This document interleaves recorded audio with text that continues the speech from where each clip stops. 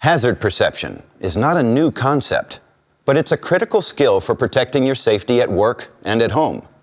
You may not have considered avoiding accidents as hazard perception, but it's likely something you've been doing for much of your life. When you're driving and constantly scanning the road ahead, you're practicing hazard perception, continuously trying to identify hazards and reacting appropriately. If you have children, you've learned to see objects and behaviors that may pose safety hazards, and you've taken action to remove those hazards and change those behaviors to keep your children safe. In the workplace, it's no different.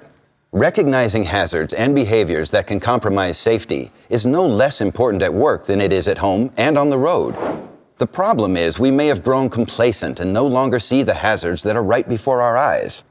In this program, we're going to challenge you to take a fresh look at your workplace and to identify hazards that can lead to slips, trips, and falls.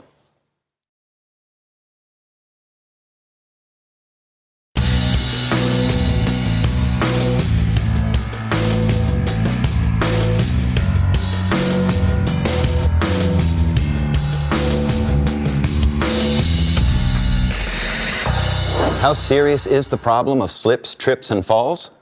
In terms of their toll on employers, only car crashes are more costly. Together, slips, trips, and falls cost employers billions of dollars every year. That's a lot of money, but the real tragedy is the pain, suffering, missed work, disability, even death caused by these hazards. In fact, slips, trips, and falls account for a sizable percentage of all workplace fatalities. The Occupational Safety and Health Administration, or OSHA, requires that employers assess all aspects of their workplace to identify and eliminate hazards, and you, as an employee, can help. What we're going to do in this program is show you a number of typical workplace situations and ask you to recognize any and all slip, trip, and fall hazards that are present. After you've written down your observations, we'll tell you about the hazards present and the actions that should be taken to reduce or eliminate dangerous situations.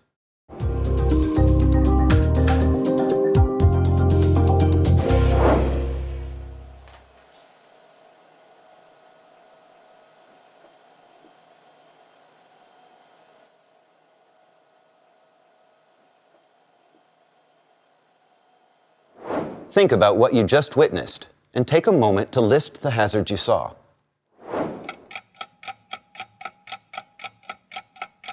If you noticed the employee was reading rather than paying attention to where she was walking, you've identified one of the important hazards in this scenario.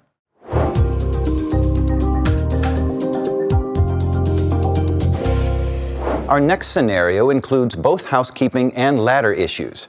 After you've watched the scenario, we'll give you a little more time to make your list.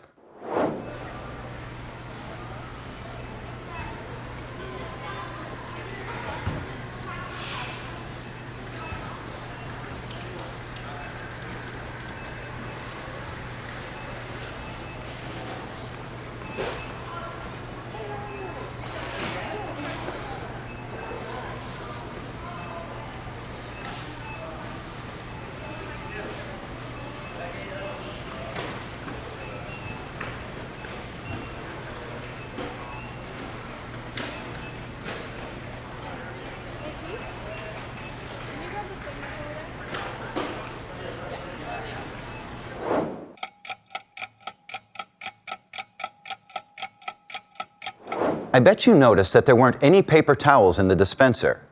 So the employee had no other way to dry his hands other than a few quick waves in the air. Unfortunately, most of the water ends up on the floor. Clearly the first hazard to be noted.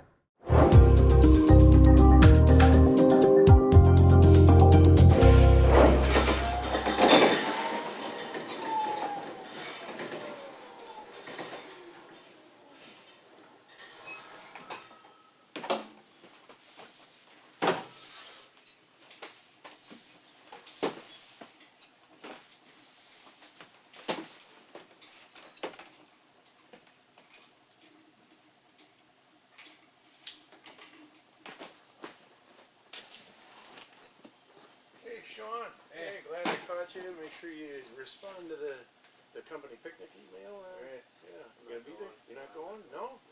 Alright, well, get back to work. Alright.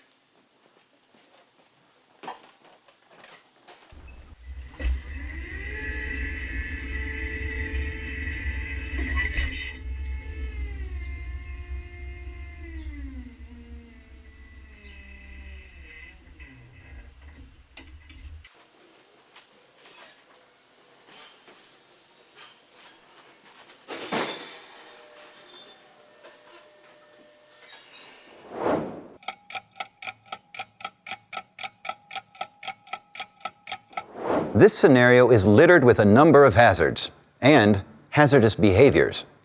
Did you spot the boxes in the aisle?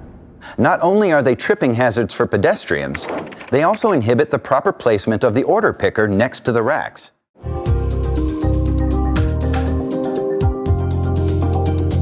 Here's another scenario related to equipment used for elevating employees so they can work overhead.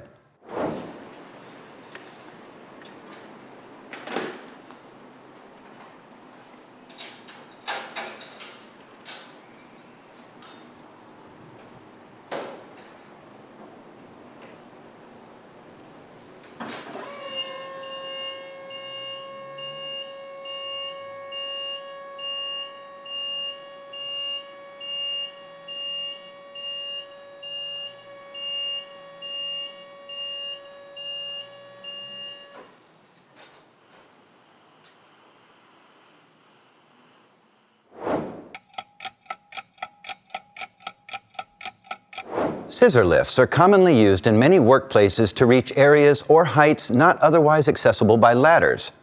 They have a number of safety features which help prevent you from falling, but you have to use them properly in order for them to be effective.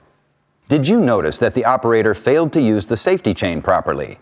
He unhooked the chain to enter the scissor lift, but didn't rehook it once he was on the lift. Not good. Also, it's clear that the operator thought ahead enough to bring safety cones to the job.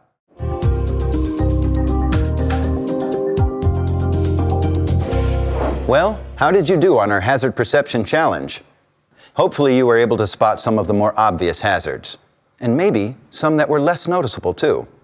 In most cases, recognizing hazards requires only that you be aware of your surroundings and exercise common sense. But when we grow complacent, it's easy to miss typical hazards related to housekeeping, ladders, stairs, elevated surfaces, scissor lifts, and floor openings in our workplaces. Employers have a responsibility to address hazards in the workplace, but you do too. By challenging yourself to pay attention and recognize hazardous conditions and behaviors wherever they occur, you'll be doing your part to make your workplace safer for yourself and those you work with.